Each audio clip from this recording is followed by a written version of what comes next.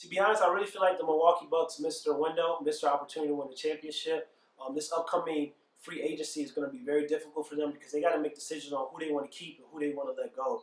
They already signed Eric Bledsoe to a 4-year, $70 million deal, and that's where they originally messed up in because if they would have waited to the offseason, they probably could have got Eric Bledsoe to sign for less money instead of a 4-year, $70 million contract, or they probably could have let Eric Bledsoe walk because we've seen the real Eric Bledsoe in the NBA playoffs. So they got him locked down for a 4-year, $70 million deal.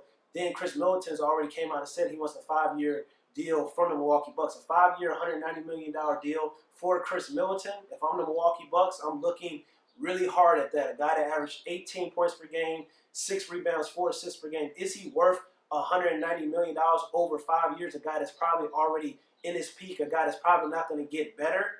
I have no idea, but he's such a nice fit next to Giannis Antetokounmpo. So it's kind of like Giannis has already said he wants all those guys back. So do you do it to make your superstar happy?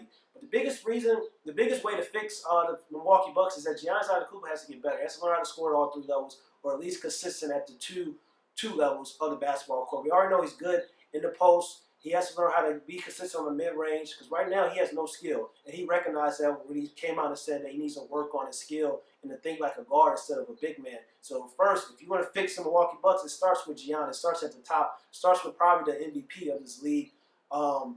So that's how you can fix the Milwaukee Bucks. But Malcolm Brogdon's going to want money. He's probably going to want anywhere between $20 million a year. So what do you do with that situation? Do you re-sign him? Then you're not going to be able to sign Meritex or Brook Lopez to the amount of money they were making this season. Meritex was making $12.5 million. Brook Lopez was making $3.5 million, I believe, or $5 million. You're not going to get those guys to take those contracts. So that's why I said this was the best opportunity for the Milwaukee Bucks to win a championship with the type of salary that they had with this team. Khris Middleton was only making $13.5 million, and now he's going to jump up to an extremely large amount in the offseason. So you have to ask yourself in the Milwaukee Bucks, what do we do? Do we keep this core intact, or do we let people walk? Me personally, there's no way in hell I'm giving Khris Middleton a 5-year, $190 million contract. That's just me personally. You go to Khris Middleton and you try to get him to take something less than what he wants, or you let him walk.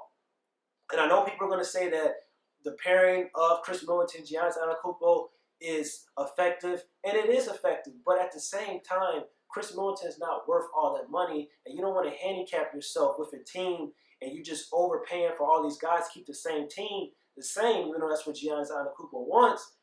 They didn't get it done, and I don't believe they're going to get it done next year. That's why I feel like they missed their window. They missed their opportunity because I don't think, especially if Kawhi Leonard re-signs with the Raptors, they're not beating the Raptors. And I don't think they are a more talented team than the Philadelphia Sixers. I think they would have faced the Philadelphia Sixers. I think they would have lost. So you have to figure out what you're going to do. So maybe you let Khris Middleton walk and you re-sign Brogdon and you go after Al Horford.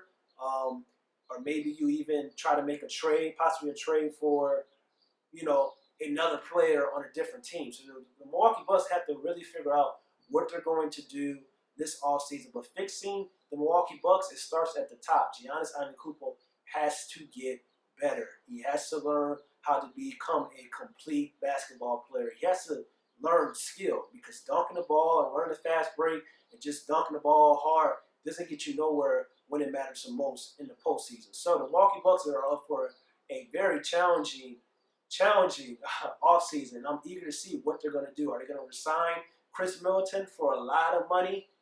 Are they going to resign Malcolm Brogdon? Are they going to let Brook Lopez walk? Even George Hill, I think George Hill is up for it. I think his contract is like $18 million next season. So they have a lot of guys that they got to make some crucial decisions on. And that's why I feel like this was the year for the Milwaukee Bucks to win the championship when they still had guys under small salary amounts, but they kind of fell short.